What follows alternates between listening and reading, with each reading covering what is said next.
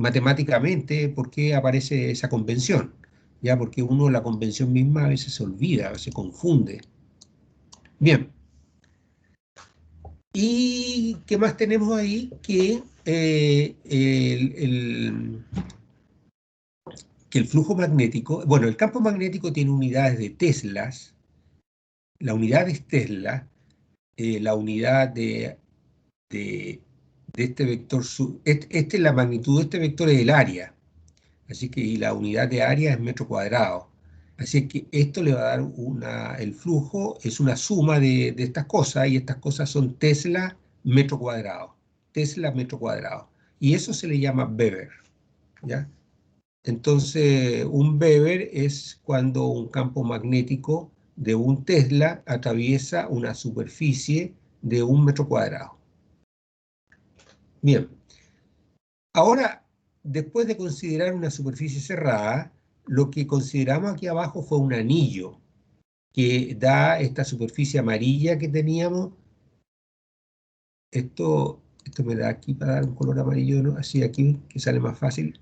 O no sale más fácil, ya. Entonces, esa superficie amarilla la tenemos aquí, la voy a poner ahí, todo esto. Entonces, a través de esa superficie hay flujo, ¿ya? Hay que, ahora para hablar del flujo, hay que tener un poquito de cuidado. O sea, no cuidado, no es peligroso, pero hay que tener atención a lo siguiente. El flujo viene dado por una suma de estos productos. Son productos puntos. Producto punto entre dos vectores. Y el producto punto es la magnitud de este por el coseno del ángulo entre los dos. Y eso es un escalar. Entonces, el flujo magnético es una cantidad física escalar, ¿ya? Así que eso de partida. Y a lo más, el flujo puede ser positivo o negativo, pero no tiene dirección, ¿ya? Ahora, de nuevo, ¿por qué le menciono esto con tanto cuidado? Porque en los libros se van a encontrar frases como que aquí dice, como esta línea, las líneas de campo cruzan hacia arriba, eh, los libros o algunos libros dicen hay un flujo magnético hacia arriba. Bueno, uno lo puede tomar, ya da una buena idea para algunos ejemplos, ayuda, pero no vaya a cometer el error después cuando haga cálculos de pensar que el flujo es un campo, es un vector, es una magnitud vectorial. No, es un escalar el flujo, ¿ya? Aquí hay flujo, hay líneas de campo cruzando hacia arriba, y eso produce un flujo. Y lo que vamos a discutir ahora es qué signo tiene este flujo, ¿ya? Entonces, vamos a ir a este ejemplo. Ese disco amarillo lo vamos a representar aquí. Tenemos el disco amarillo y aquí tenemos el anillo. Nuestro anillo, si quieren, un anillo conductor. Podría ser un alambre de cobre que está aquí. Y ese alambre de cobre es la frontera, es el borde de este disco, ¿ya? Y esto matemáticamente tiene dos nombres, ¿no es cierto? El disco se llama, es un círculo, y la línea roja es la circunferencia o perímetro. Aunque esas palabras a veces las intercambian en los libros y qué sé yo, pero nosotros, si somos consistentes, nos podemos entender bien y sabemos.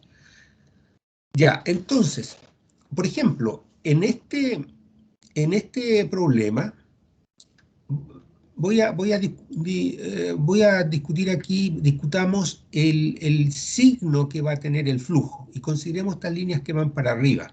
Así que si ponemos aquí líneas eso no me sirve ahí, unas líneas de campo magnético para arriba, aquí así, ya. Aquí no me gustó ahora que estoy dibujando porque tengo el vector superficie con verde y eso no es bueno, entonces voy a borrar eso, le voy a poner de otro color las líneas de campo. Las voy a colocar rojo ya. Campo magnético así va cruzando rojo. Ya. Eso es el campo magnético B. Ahora,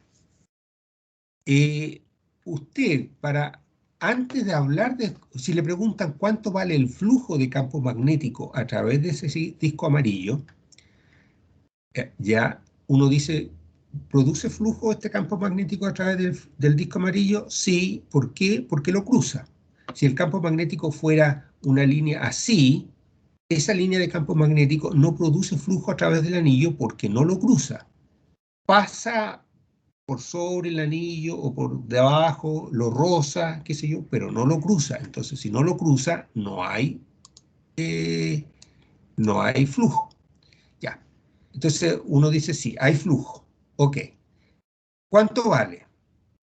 Bueno, habría que hacer esta integral para calcular cuánto vale. ¿A dónde lo tenemos la integral? Esta. Porque ahí tenemos el campo magnético y ahí está, eso tiene que ver con la superficie.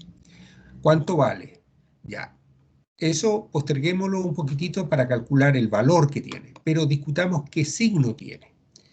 El signo va a depender de qué vector usted usa para representar a la superficie. Porque si usted tiene una superficie, la superficie la representamos por vectores. Eso desde las primeras veces que discutimos flujo en campo eléctrico. Hoy no estamos grabando, jóvenes, o sí, alguien empezó a grabar.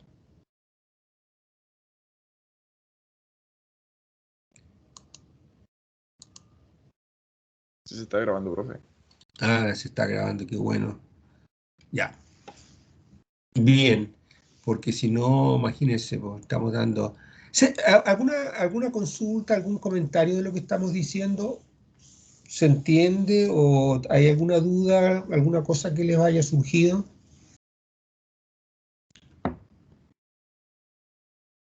¿O podemos seguir adelante? Siga. ¿Sigamos nomás? Ya. Entonces, eh, veamos qué signo va a tener. Mire, cuando las superficies son cerradas, como el globo, siempre los vectores de superficie, siempre los vectores que vamos a usar para representar a la superficie van a ir apuntando hacia afuera del globo, hacia afuera de la superficie cerrada. Nosotros alguna vez en electricidad usamos un problema con una caja, ¿cierto? Un paralelepípedo, ahí, todo eso, qué sé yo, y teníamos agua que venía desde allá, qué sé yo, y producía un flujo a través de esta cara donde entraba el agua y donde salía, pero no por la cara de arriba, no por la cara de abajo. Y las caras, que es una superficie, esta cara de arriba es una superficie, esas las representamos por vectores. Y siempre los vectores, ¿cómo los escogimos? Los voy a colocar aquí con esto, hacia arriba, o sea, hacia afuera. Entonces aquí quedaba hacia allá. El vector que representaba a la cara inferior era eso. Y la magnitud del vector, que se simboliza por el tamaño de la flecha, es proporcional al área. Entonces estas son grandes, y son iguales, entonces tienen la misma magnitud. Esta es un poquito más corta, entonces más poca área, ahí va el vector que la representa, ahí. Y el que sale viene para afuera y la otra de allá para adentro. Esa es la norma, esa es la regla para escoger los vectores unitarios para calcular el flujo. Para superficies cerradas, siempre van para afuera, ¿ya? Porque si no le van a dar los signos cambiados y nada le va a funcionar bien. Ahora, tenemos un tema distinto porque lo que queremos hacer es el flujo a través de este disco amarillo, que no es una superficie cerrada. La caja separa el espacio en dos regiones, una interior a la caja y la otra exterior a la caja. Eso se llama una superficie cerrada. Este disco amarillo es una superficie, pero no es cerrada, porque nos separa el espacio en dos partes, una interior y otra exterior. ¿Ya? Y aquí, para escoger el vector que va a representar a ese disco amarillo, usted tiene dos opciones. Una cosa sí que fija en ambos casos, tanto para superficies cerradas como abiertas, que los vectores que la representan son perpendiculares a ella. Entonces, aquí arriba, estas son perpendiculares a la superficie, hacen 90 grados aquí, ¿se da cuenta? Esto está horizontal esta cara de arriba y el vector que la representa es vertical, hace 90 grados. Pero hay dos vectores de 90 grados, o sea, el otro podría haber sido para abajo, también es normal o perpendicular. Pero aquí se escoge siempre el que está apuntando hacia afuera de la figura. Acá también hay dos vectores perpendiculares, este que está aquí o este que está acá. Ambos son perpendiculares. Y ahora, como no hay cómo decir hacia afuera, entonces ahí tenemos una duda, ¿no es cierto? ¿Y cómo la resolvemos? Usted puede escoger cualquiera de las dos vectores perpendiculares, tanto, en este caso, tanto hacia arriba o hacia abajo. Si usted tuviera una superficie inclinada, como un disco así, entonces usted dice, bueno, voy a representarlo por este vector, que es normal a ella, o por este vector que es normal a ella, cualquiera de los dos. Pero usted tiene que estar claro desde partida cuál es el vector que está usted usando, ¿ya? Porque eso le va a incidir en los signos de lo que viene. Ahora, lamentablemente en los libros a veces dicen lo que están haciendo y a veces no lo dicen. Entonces, a veces usted de los cálculos tiene que descubrir qué vector unitario, con qué vector unitario están representando a la superficie. ¿Ya? Entonces, por ejemplo, en este caso de aquí, si usted usa ese vector S y el campo magnético va para arriba, entonces el flujo magnético a través de este disco amarillo va a tener signo positivo. ¿Ya? Porque aquí se da cuenta usted que va a ser que el producto punto va a ser la magnitud de esto por la magnitud de esto por el coseno del ángulo que forman los dos. Y aquí forman un ángulo, si usted aquí lo coloca, lo hace juntarse al final aquí, escoge el ángulo, ve el ángulo, ¿ya? O no así, pero también puede verlo así. O sea, usted ahí para calcular el ángulo, el S usted lo pone aquí, y, o sea, lo traslada ahí, voy a poner la misma longitud y calcula, este es el ángulo, ahí es como 20 grados, y coseno de 20 es un número positivo. Entonces aquí cuando haga los cálculos, le va a dar un signo positivo para el flujo magnético. Y si aquí lo hace con este otro vector superficie, ¿qué va a pasar? Que usted tiene los campos magnéticos, ¿para dónde los tiene? Los tiene igual hacia arriba. Ese es nuestro problema, que tenemos los campos magnéticos así. Ah, sí, claro. Entonces aquí, por ejemplo, usted tiene un campo, no me gustó el color, me falta uno más. Este era, se nota más. Entonces aquí tendría este campo. Salió peor. ¿Y este qué color era? No me gustó el color. Ya, ese voy a poner para que se note más. Ya, ahí van los flujos. Ah, ese era. Ahí. Ahí para arriba. Entonces, si usted quiere calcularlo con esto, ahora le da el ángulo, que es mayor que 90. Entonces ahí le va a hacer coseno de ese ángulo que va a ser negativo.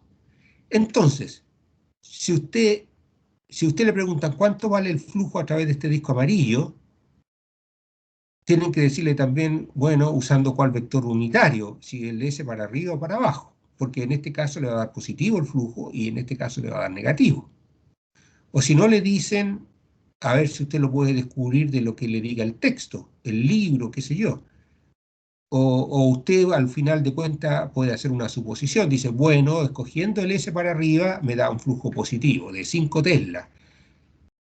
Bueno, el flujo va en Weber, ¿no es cierto? Entonces, 5 Weber. Pero el mismo campo magnético y la misma superficie, pero si usted la representa con un vector S para abajo, le va a dar menos 5 Weber. ¿Ya? Es como escoger el sistema de coordenadas en un problema de mecánica con el eje Z, por ejemplo, positivo para arriba o positivo para abajo. Usted es libre de escoger el eje positivo para donde quiera. Eso le va a cambiar un poco los números de su cálculo, pero la física va a ser la misma. Porque obviamente que la física del problema no puede depender del sistema de coordenadas que usted esté usando. ¿Qué le ha parecido esta parte?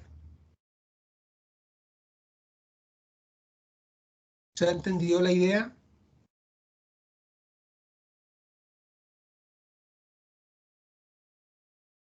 voy a buscar un vaso de agua por mientras.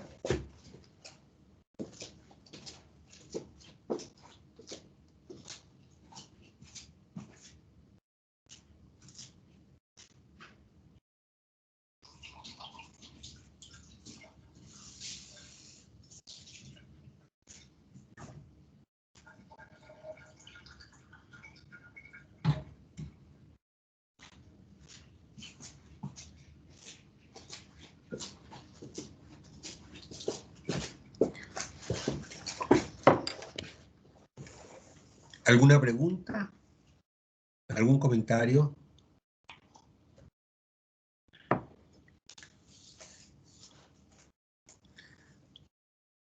Ya. Entonces vamos a seguir.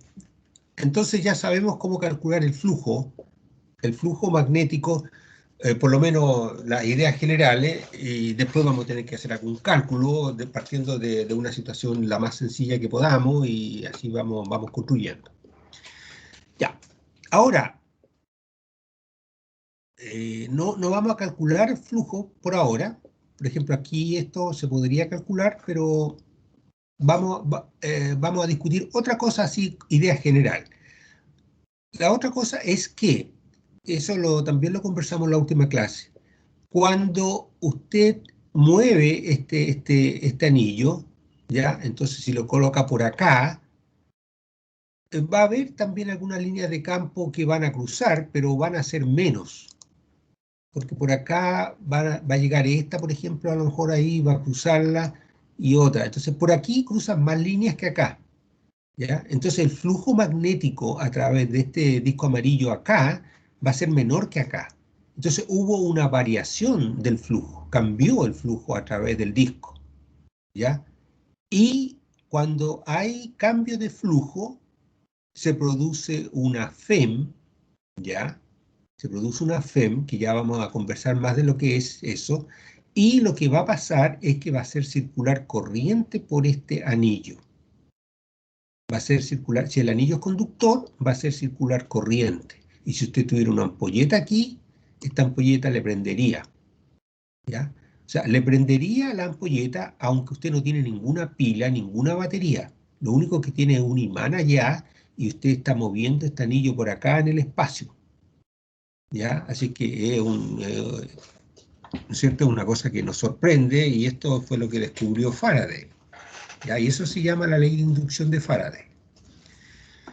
Entonces, hay varias formas de cambiar el flujo, de cambiar el flujo a través de este disco amarillo. Una cosa es moviendo el disco amarillo para acá, bajándolo, subiéndolo, o subiendo el imán, moviendo el imán para allá, rotando el imán, rotando el anillo. En fin, muchas situaciones en que que el flujo a través del anillo va a cambiar. Y cada vez que cambie el flujo a través del anillo, ¿ya? Se va a producir una FEM y esa FEM se llama FEM inducida y esa FEM inducida va a inducir una corriente eléctrica, ¿ya? Ahora, veamos situaciones en que no cambiaría el flujo. Aquí vamos a conversar de nuevo algunas cosas que ya conversamos en la última clase. Si usted rota todo este sistema como completo, tanto el imán como el anillo, si lo gira en 90 grados, por ejemplo, o lo giran ya en 60 grados para algún lado, todo junto, ¿cambia el flujo magnético a través del anillo? O mejor dicho, ¿cambia el flujo magnético a través del disco amarillo?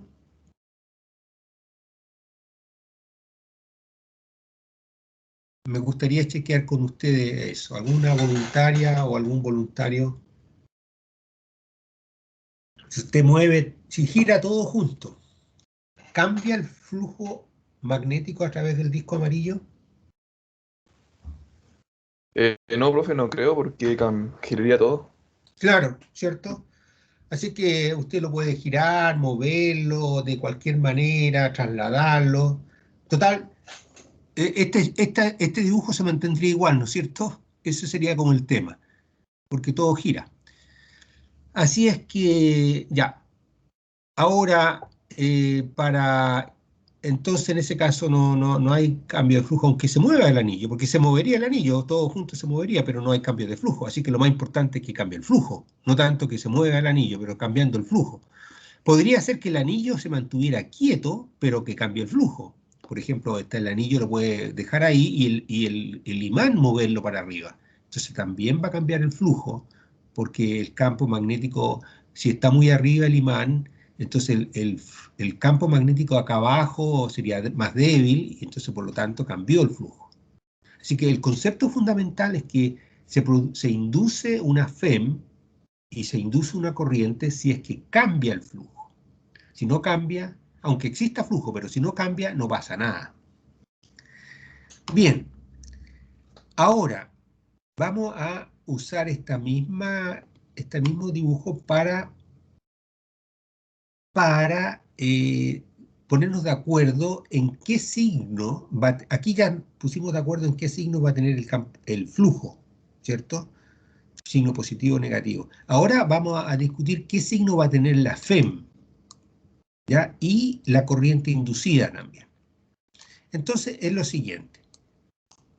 Si usted tiene este disco amarillo y usted escogió el vector superficie que representa a esta superficie amarilla, lo escogió para arriba aquí en este caso, entonces la regla de la mano derecha le va a decir cuál dirección es la positiva para la FEM o para la corriente. Entonces, a ver, aquí en ese primer dibujo coloque su pulgar en la dirección vertical hacia arriba y gira los dedos de la mano, los 4 dedos, ¿ya? Ese giro, en ese caso, va a ser positivo. Eso va a ser lo que es positivo. ¿Se entiende o no? Ahí dice FEM y corriente. Esto debe entenderse como corriente inducida, ¿ya? La corriente inducida van a ser positivos si es que giran así. Y si es que giran al otro lado, entonces negativo. O sea, si usted escogió ese vector unitario para representar su superficie, y en el problema la corriente gira así, entonces usted dice es una corriente positiva. Y si resulta que va a girar al contrario, entonces va a ser negativa. Esto es como decir cuándo es positiva y cuándo es negativa. ¿Ya?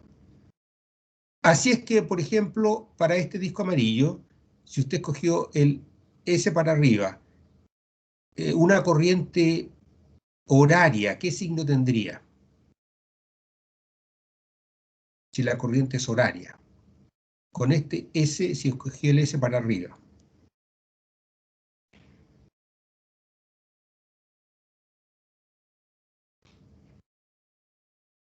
La corriente horaria sería distinta a esta, ¿no es cierto? ¿Sería Sería, negativa? ¿ah? ¿Sería negativa? Sí, sería negativa, justamente. Así que si usted está trabajando así con esto, y resulta que usted haciendo todos los análisis le sale que la corriente es antihoraria, o sea, perdón, que la corriente es horaria, entonces tiene signo negativo, según esto, ¿ya? O al revés, si usted hace toda la matemática, usted trabaja con este vector para representar al disco y hace toda la matemática del problema y resuelve, y le dice, el resultado final dice que la corriente tiene signo negativo, usted dice, a ver, negativo, entonces quiere decir que es horaria, ¿ya? Lo mismo que dijo usted. Sí. Ahora, si usted empezó a trabajar con un vector S para abajo, entonces, si la corriente es horaria, eh, entonces eso es positivo. Porque usted coloca el pulgar para abajo, gira los dedos y eso es lo positivo. Si es horaria es positiva y si es antihoraria es negativa. Así es que el hecho de que una corriente sea positiva o negativa no implica que sea necesariamente horaria o antihoraria. Depende de qué vector S usted está calculando, con qué vector S usted está calculando las cosas.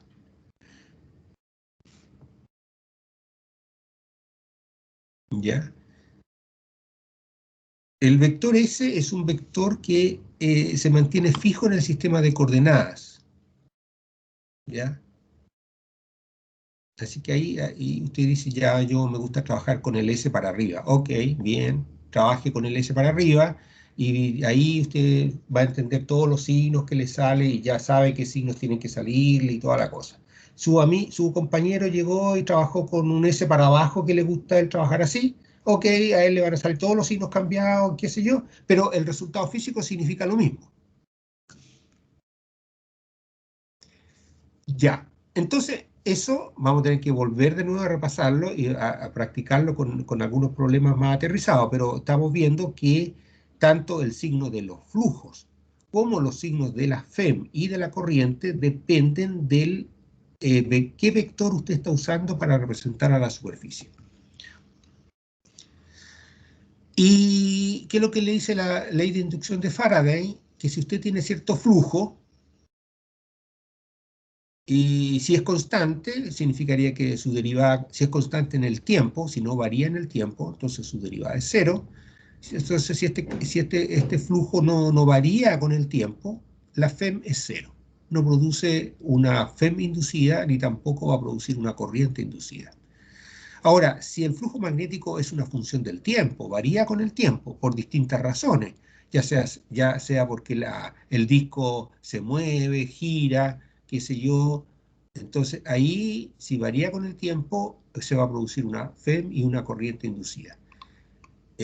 También se puede ser porque el campo magnético varía con el tiempo, ¿no? Manteniendo el anillo fijo, pero el campo magnético varía, entonces eso tiene cierto valor y por lo tanto se va a producir una FEM inducida y va a haber una corriente inducida.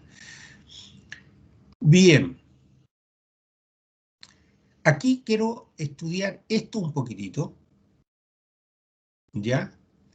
Esto es un ejercicio que está en el Serway, así que usted lo puede ver en el Serway, pero aquí vamos a discutir cosas que nosotros sabemos para guiarlo y hacer una primera discusión de esto. Aquí, ¿qué tenemos? Tenemos estas cruces que están aquí significan un campo magnético dirigido hacia adentro de la pantalla. ¿Ya? Aquí hay cruces, estas cruces están en todo el espacio, es un campo magnético uniforme. Así es que, no sé, pues la podría, ahí, seguir para acá, seguir, qué sé yo, porque vamos a mover esta barra aquí adentro de este campo magnético, así que necesitamos saber que esto está en todas partes del campo magnético, dirigido en este caso vertical, o sea, perdón, perpendicular hacia adentro de la pantalla. Si usted tiene una barrita de aluminio, como los punteros que usamos los profes a veces en clase, ya tiene una barra de aluminio, y lo que vamos a hacer es tratar de tirarla con cierta fuerza hacia la derecha. Esto dice aquí fuerza aplicada. Si usted con su mano tira el puntero de aluminio y lo mueve hacia la derecha, ¿ya? Vamos a ver que pasan algunos fenómenos, ¿ya? Originalmente, si usted tira un cuerpo hacia la derecha con cierta fuerza, ¿qué le va a pasar al cuerpo? Si toma una barrita de madera, un palo, ya, tomamos una regla de plástico, no es conductora, usted la tira con cierta fuerza para acá. ¿Qué le va a pasar a la regla? Se va a mover, ¿no es cierto? Se va a mover hacia la derecha. ¿Cómo se movería? Se movería, si le aplica una fuerza a una regla de plástico, como digo, ¿se va a mover con velocidad constante o se va a mover acelerada cuando usted la tira con una fuerza?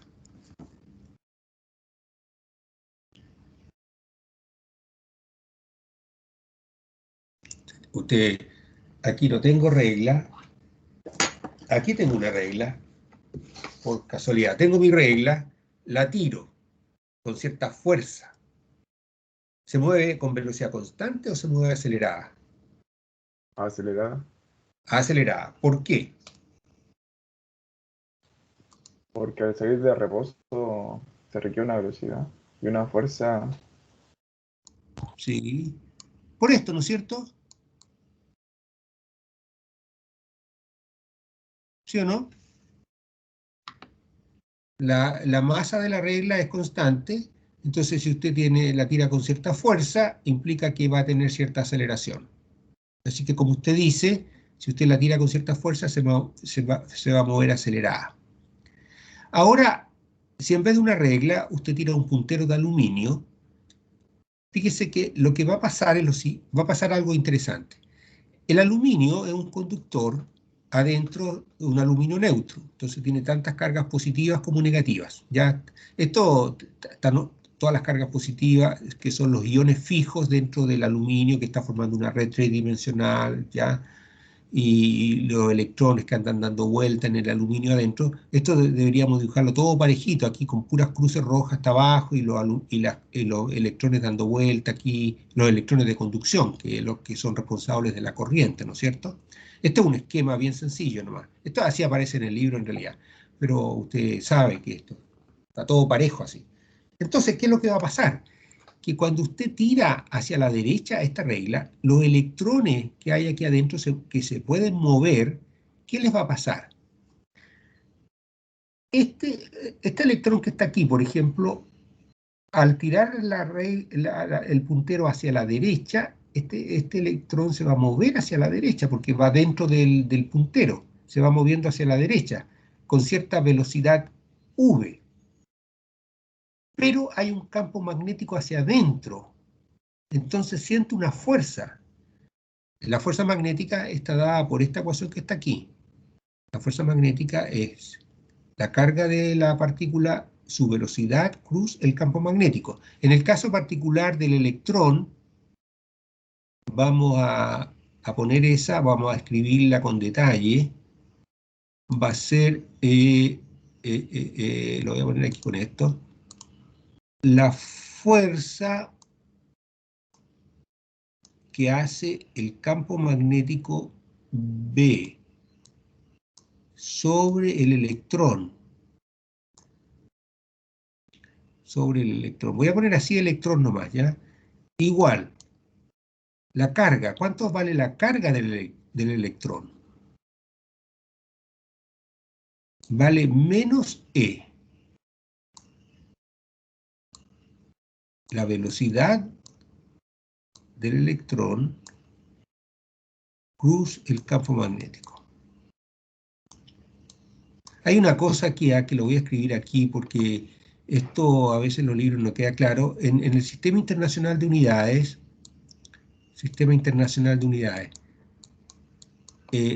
eso, a ver, no estoy seguro si eso está dicho en el Sistema Internacional de Unidades, pero la convención en física es que hay una cosa que se llama E, que es igual carga elemental. Carga elemental. Ese símbolo E es para designar a la carga elemental y eso, o sea, espero no equivocarme. Si alguien tiene por ahí algo para ver en Wikipedia exactamente cuánto vale la carga elemental, o sea, aproximadamente, creo que es esto, 1 por 10 elevado a menos 19 coulomb.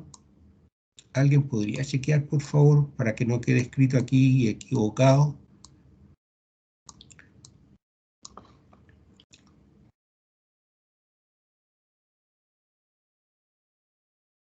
¿Estará bien eso?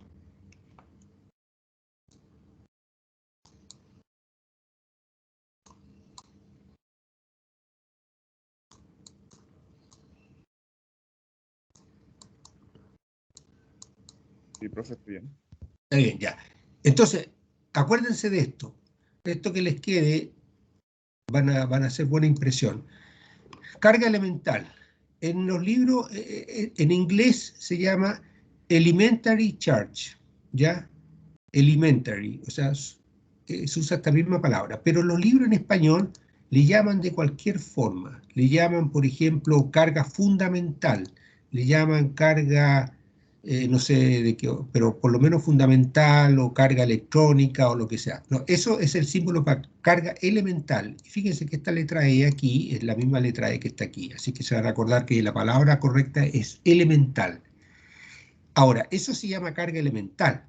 Ahora, la carga del electrón es menos E. Es menos E. Ahí me parece que como que le estoy...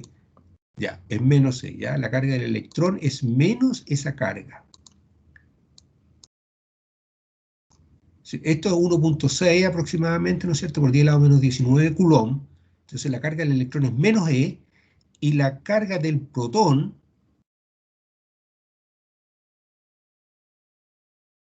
es, es, es, es más E. Ustedes saben eso. Ese es el lenguaje. Entonces aquí la carga es menos E, donde este E es la carga elemental.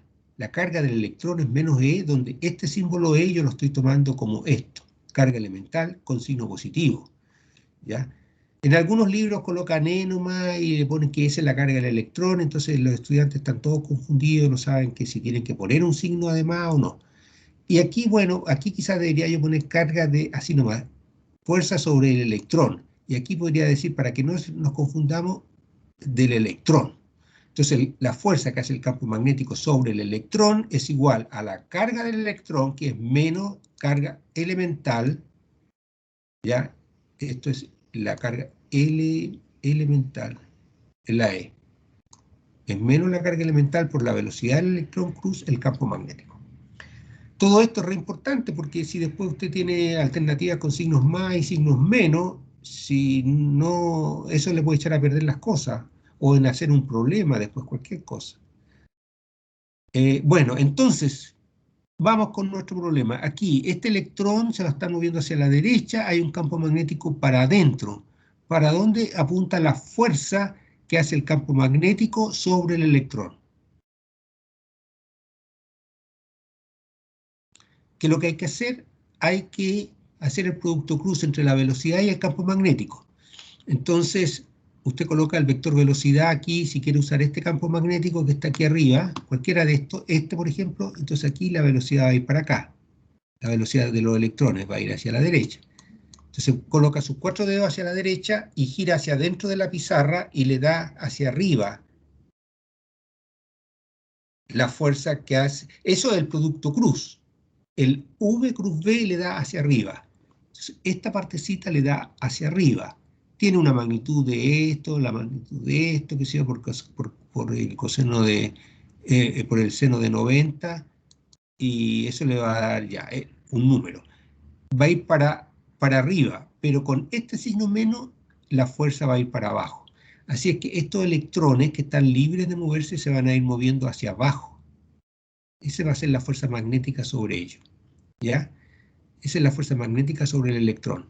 Entonces, esto va a constituir una corriente que va hacia abajo. Hay una corriente, perdón, los electrones se mueven hacia abajo. ¿Y la corriente para dónde va?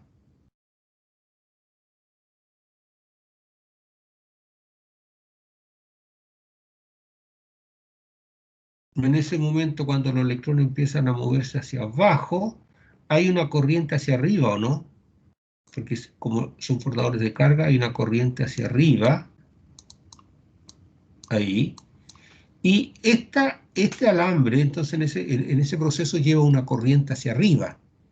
Y ese alambre, entonces, va a sufrir una fuerza, porque está en el campo magnético. ¿Y cuánto vale la fuerza que siente un alambre que lleva corriente cuando está metida dentro de un campo magnético? ¿Cuánto vale esa fuerza?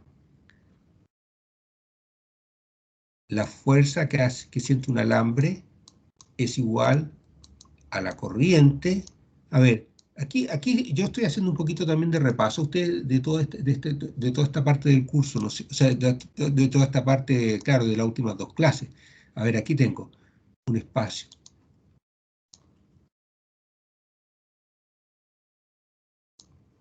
La fuerza que hace un campo magnético sobre un alambre que lleva corriente I, sobre un L que lleva corriente I, es igual a la corriente por un vector L cruz campo magnético, donde este vector L es un vector que va en la dirección de la corriente, ¿ya? Y tiene magnitud igual al largo del alambre. Así que hay que hacer hay que hacer el producto cruz de un vector que va en la dirección de la corriente, cruz B. Entonces aquí la corriente va para arriba. Entonces usted hace, esa corriente va para arriba, gira los dedos para adentro de la pizarra y el pulgar le da hacia la izquierda. Y esto entonces va a ser la fuerza que siente el alambre, una fuerza hacia la izquierda. ¿Ya? Y esa fuerza se calcula con esta formulita. Es la corriente que se está produciendo en el alambre por el largo del alambre. Este es un vector especial, ya lo hemos discutido, que su magnitud es el largo del alambre, cruz el campo magnético. Y eso es lo que está dando aquí esto. Ya, entonces, se dan cuenta que aquí este pequeño ejercicio nos ha servido para aclarar cosas y ver qué es lo que está pasando ahí con corriente, partículas cargadas en un campo magnético y corriente que hay en un alambre que lleva corriente en un campo magnético. ¿Qué fuerzas sienten? Y entonces, resumiendo, ahora sin hacer los cálculos, la idea, usted tiene un alambre conductor, llega y lo tira hacia la derecha con su mano, la fuerza aplicada. Eso hace que los electrones que están adentro se muevan hacia la derecha, así con esa velocidad, ¿ya? Al moverse hacia la derecha, debido a que se van moviendo en un campo magnético, sienten una fuerza hacia abajo que hace una corriente hacia abajo. Van todos moviéndose hacia abajo. Y esa corriente, perdón, sienten una fuerza hacia abajo, y se desplazan hacia abajo los electrones. Eso constituye una corriente hacia arriba, porque los electrones son carga negativa. Entonces hay una corriente hacia arriba. Y este alambre, entonces, es un alambre que lleva una corriente hacia arriba y por eso siente una fuerza que va hacia atrás. Entonces usted lo tira, se produce este movimiento de los electrones, se producen fuerzas magnéticas que producen una fuerza magnética hacia atrás y se oponen a la fuerza suya, ¿ya? Entonces, en algún momento estos electrones se van a detener ya y se van a juntar abajo, ¿ya? Y en ese momento la fuerza magnética, o sea, mientras se vaya produciendo esto, la fuerza magnética se opone a la fuerza aplicada y el alambre se va moviendo con velocidad constante. Entonces, aunque usted lo está tirando con una fuerza, el alambre no se mueve acelerado, sino que se mueve con una velocidad constante porque se produjo una fuerza contraria magnética. ¿Ya? Así es que ahí lo que ha pasado es que se han acumulado electrones aquí abajo. Y entonces quedaron iones sin sus respectivos electrones acumulados arriba y electrones abajo. Hay un campo eléctrico, entonces apareció un campo eléctrico dentro de este puntero, hacia abajo. Apareció un campo eléctrico hacia abajo. Y cuando hay un campo eléctrico en cualquiera, si usted produce un campo eléctrico aquí, si tiene una barrita cualquiera, y hay un campo eléctrico aquí adentro, ¿ya? Porque esa cosa no está en equilibrio electrostático ahora, entonces es posible producir campo eléctrico adentro. Esto da lugar a que haya una diferencia de potencial entre los extremos. La diferencia de potencial o voltaje, ¿cómo se calcula? Es la integral de E punto dl. ¿Ya? Ese es el voltaje o es la diferencia de potencial o voltaje. Y si el campo es uniforme, le queda que es el campo por la longitud. Si es constante, lo saca fuera de la integral y le queda E por la suma de los dl que le queda la longitud. Así que esa es como la fórmula más fácil que sale en los libros, que el voltaje es el campo por la longitud del alambre. Pero esta es la fórmula general. Así es que se ha producido una diferencia de potencial entre los alambres. ¿Ya? ¿Alguna observación sobre esta parte?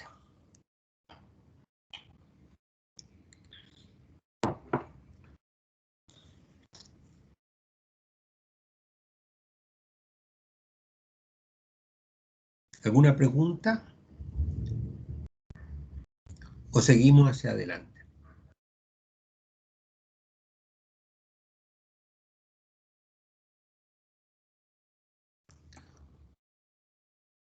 se fueron, parece.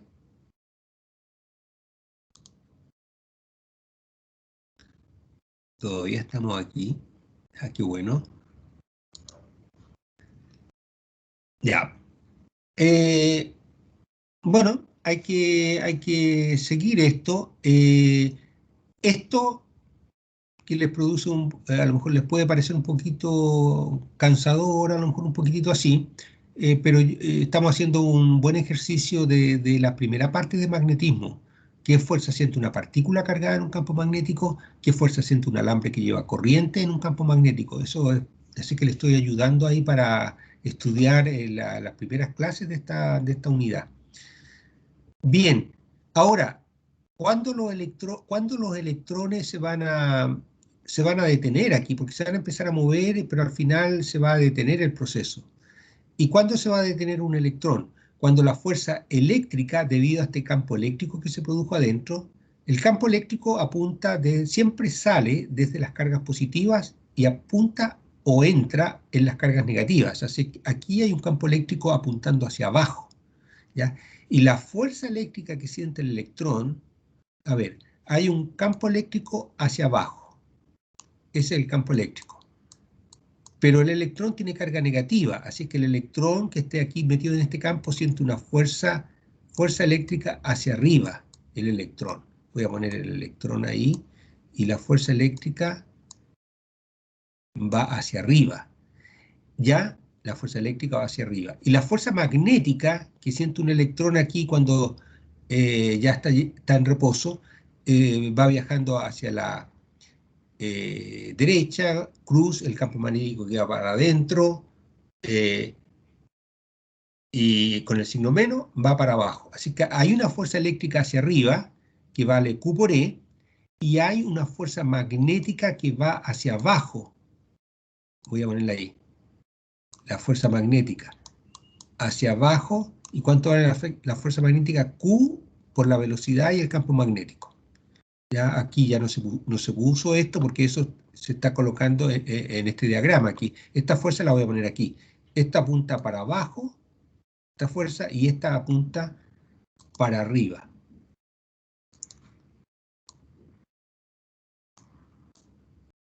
Todo esto apunta para arriba y todo esto de acá apunta para abajo. Son vectores de esa magnitud y esto.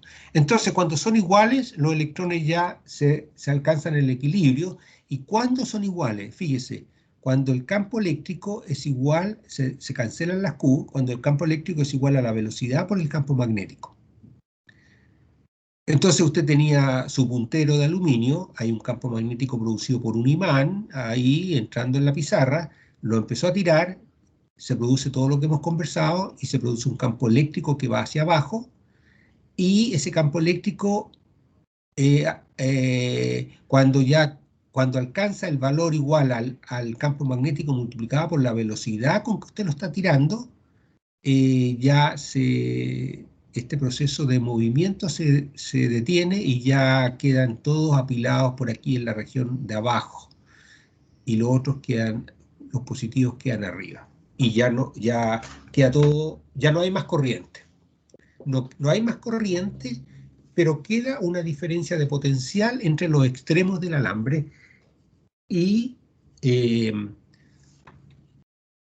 siendo positiva la carga, siempre pasa eso. Cuando usted tiene la carga positiva, el potencial eléctrico es más alto en la parte positiva, y aquí abajo en las negativas es más bajo. Así que aquí el potencial, como digo, más alto que acá.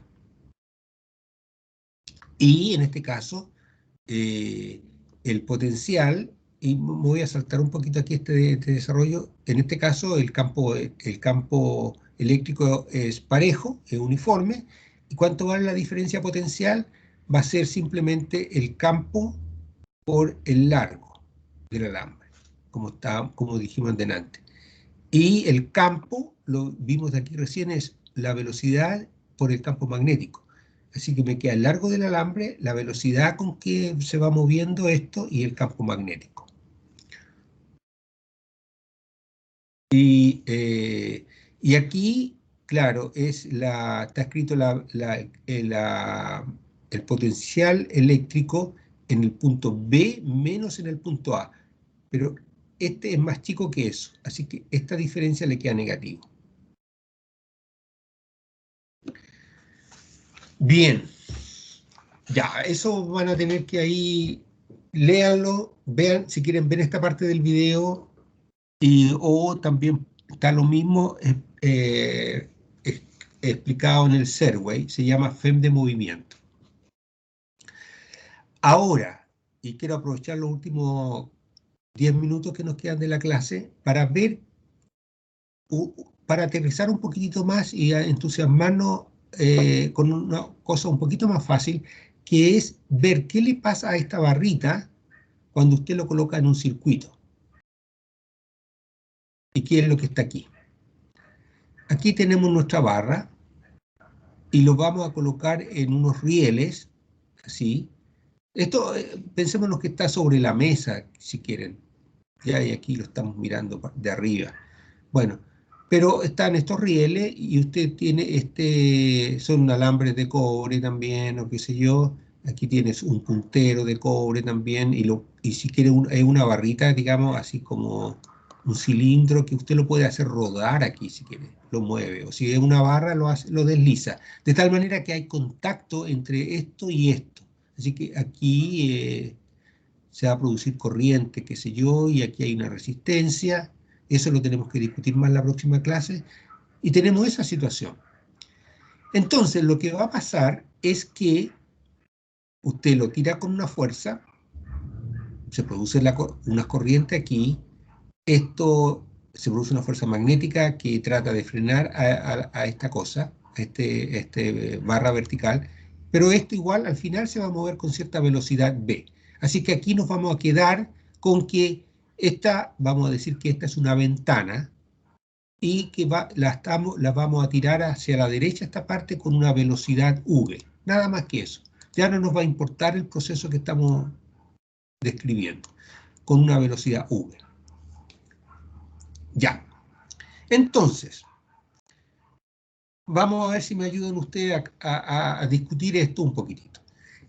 Aquí, en esta posición, cuando está, aquí, en esta posición está esta barra está, supongamos que esto le vamos a poner 0 aquí, y vamos a medir para acá, y esto está en la posición X. Ya. Y esto le voy a llamar una ventana. ¿Hay flujo a través de la ventana? ¿Hay flujo flujo magnético a través de esta ventana? ¿Qué les parece? ¿Sí o no?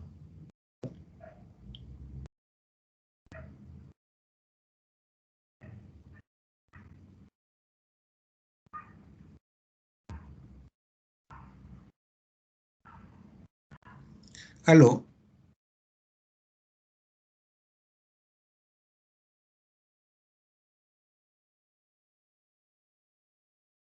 ¿Hay flujo magnético a través de esa ventana?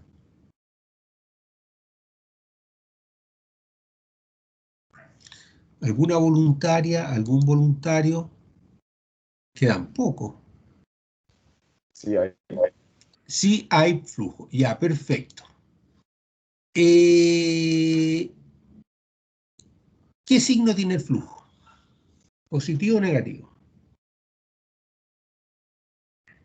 Positivo. Bueno, que usted no puede decir si es positivo o negativo si es que no define si no dice con qué vector va a representar esa ventana, con qué vector la quiere representar. Voy a poner aquí los vidrios de la ventana en amarillo. Ah, es que se borra todo ya. Esto, porque el flujo es a través de esto, ¿no es cierto? Ahí. Eh, esos vidrios amarillos, que es la superficie limitada por el marco de la ventana, ¿no es cierto? Pero nosotros vamos a decir el flujo a través de la ventana, ¿no? Allá vamos a ver que siempre el flujo es a través de una superficie. Entonces, usted tiene que primero estar de acuerdo en cuál va a ser el vector para representar esta ventana.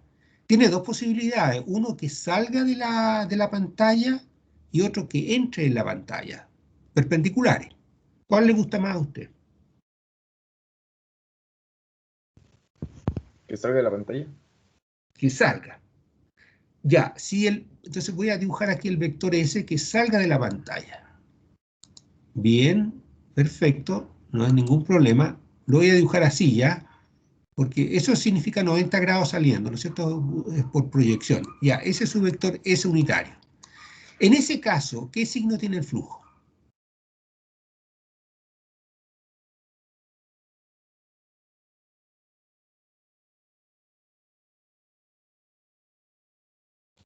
¿Positivo? No, no, porque el flujo, el campo magnético va para adentro y el S va para afuera. Entonces usted tiene un vector, por ejemplo, ya lo voy a dibujar aquí. El campo, a ver, tiene el S en una dirección y tiene, en este caso que usted cogió eso, el vector B es en la dirección contraria, ¿o no?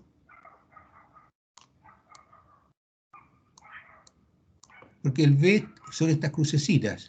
Eso significa va para adentro de la pantalla y usted escogió el S para afuera de la pantalla. Es algo así como esto, ¿no es cierto? Sí, que me confundí por la dirección de la corriente. No, no, no, pero está bien, si usted puede escogerlo así, no es problema. Pero si lo escoge así, el flujo, ¿cuánto va a valer el flujo? Va a ser igual. Va a ser negativo. ¿Cuánto? Claro, va a ser negativo. ¿Por qué? Porque le va a Por el hacer, seno de 180 grados. claro, por el coseno de 180 grados le va a salir negativo. ¿Y cuánto va a valer? Fíjese que va a valer, aquí lo voy a ayudar al tiro, porque el flujo, no, esto es una letra fía, aquí deberíamos ponerlo así, de flujo, no confundirlos con esta otra cosa que es una integral cerrada, así que hay que tener cuidado. Y yo a veces, si no lo dibujamos muy bien, nos podemos equivocar con eso. Bueno, el flujo, vamos a calcularlo aquí con este, que es súper fácil, pero el flujo, porque la expresión más general para el flujo es esta. El flujo es igual a la integral del campo magnético punto los vectores de S. Entonces usted dijo, ok, voy a coger mi DS para afuera. Bien, está bien. Ahora, el campo magnético aquí en toda esta zona es uniforme. Esta es una integral de superficie que tiene que ver con el espacio, ¿no es cierto? Entonces, este campo magnético aquí en este problema es uniforme. Quiere decir, ahí está uniforme. Quiere decir que no varía en el espacio. Igual, en todas partes igual. Entonces, esto va a ser una constante en este caso, para esta integral. Entonces sale para afuera y le queda, esto va a ser igual a B, ya, porque va a ser la magnitud de B, por la magnitud de, a ver, esto, como si lo escribimos en paso así, va a ser la integral, la magnitud de B, esa es una forma de hacerlo, por la magnitud de los vectores de S, por el coseno, en su caso, de 180 grados, ¿no es cierto? Ok, ahí estamos. Igual, el campo magnético no cambia, lo puedo sacar para afuera. La magnitud de B, ahí. Por la magnitud, la integral de los ds como magnitud. Y coseno 180, que es menos 1, lo vamos a colocar ahí afuera. Y esta integral, la suma de todos los vectores de S, porque aquí usted ha tenido que escoger de S para afuera, todos para afuera los unitarios. Entonces, cuando sume sobre todos los vectores de S, fíjense que aquí es un vector de S, ¿ya? Este vector de S, su magnitud es el área, ¿cierto? Los vectores de S son un n unitario por los elementos de área. ¿Ya? No lo quiero poner aquí, pero es lo mismo. Entonces, le queda que es elementos de área. Entonces, esta integral va a ser el área de esta ventana. Así que, en palabras directas, va a ser menos la magnitud de B. La magnitud de B es, bueno, lo voy a colocar ahí la magnitud de B, que aquí no lo puse así. La magnitud de B por el área de la ventana y negativo. Eso es nomás en este caso. ¿Y cuánto vale el área de la ventana?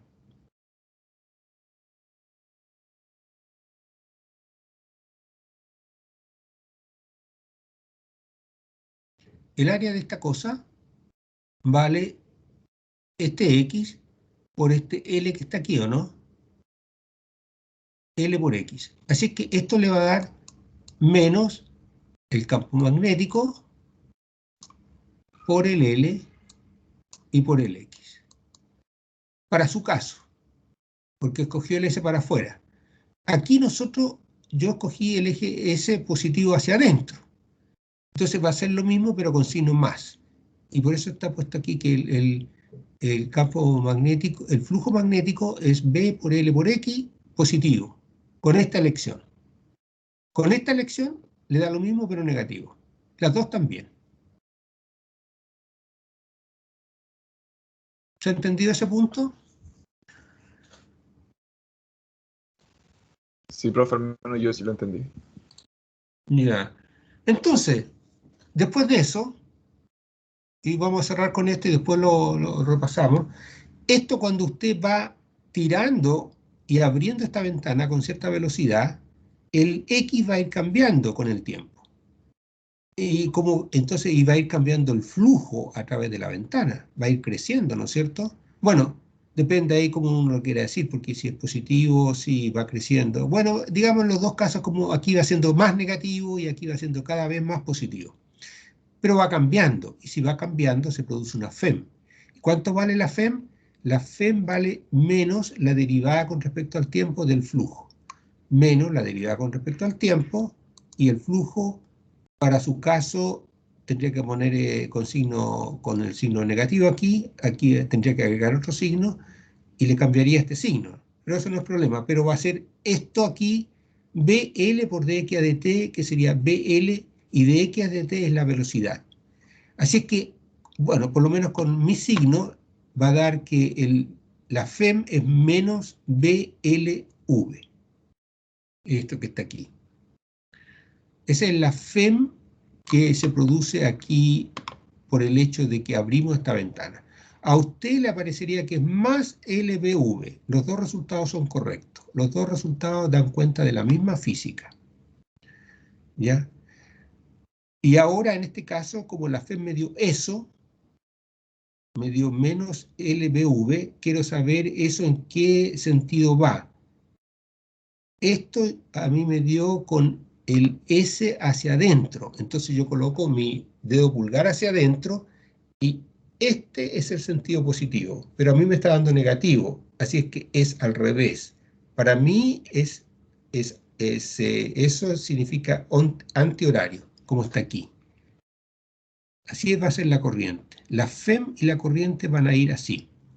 Para usted va a ir con signo cambiado, pero al final de cuentas la corriente también va a ser la misma que está aquí, porque obviamente la corriente no puede depender de esta convención que usted usó aquí. Bien, esa parte yo creo que la vamos a tener que repasar de nuevo el jueves y amarrar un poquito más ese cálculo y las dudas que tengan. ¿Alguna pregunta? ¿Algún comentario? Profesor, Sí, ¿y si dígame. varía L y X a la vez? Bueno, entonces aquí usted tendría que tomar la derivada, si varía L y X, o el campo magnético también podría variar, ¿o no? Así es que aquí, si el flujo podría variar el área, o sea, el L, el X, y podría variar el B también. Así que usted tendría que tomar la derivada de tres cosas que varían. Bueno, hagamos variar el L nomás. Supongamos que aquí esto se nos fue aquí con un riel para allá, ¿no es cierto? Entonces aquí le va variando el X y también le va variando el L. Ahí. Bueno, tendría que ser B por así como esto, BL de X a de T, ahí con el signo menos, habría que hacer más B, la otra derivada, BX por DL a dt. es la derivada. Ahora, si usted, como dijo usted ahí, tendría que incluir ese otro término. Más esta partecita de aquí. ¿Cómo varía de L a dt? Pero en general es eso, ¿cómo varía el flujo? Podría ser que a usted, por ejemplo, aquí esto lo mantenga constante. El X, póngale que lo mantiene constante para hacer otro ejemplo un poquito, a lo mejor fácil. El L, si lo mantiene constante, ¿por qué no me borra? Ya, ahí. Póngale que el L lo mantiene constante usted, pero lo que puede estar variando es el B del imán. Póngale que usted tiene esta ventana ahí fija y el imán usted lo está alejando. Entonces ahí, ¿cómo le quedaría esta derivada? Usted diría, bueno, sería menos, esto aquí se varía el puro B, sacaría el L y el X para afuera como constante. Ahí sería solamente por de B a dt. Eso sí varía solamente el campo. Aquí sí varía solamente el X.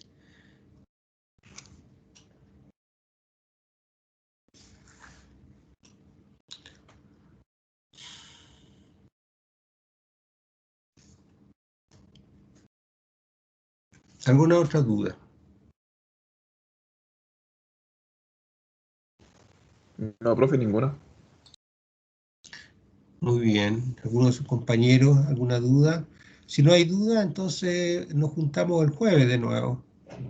A las 8, con ustedes me junto a las 10:15. Muy bien, entonces nos veremos hasta el jueves, jóvenes. Chao, profe.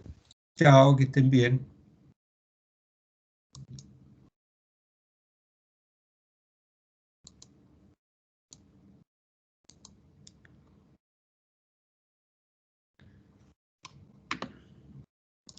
Voy a ir apagando esto.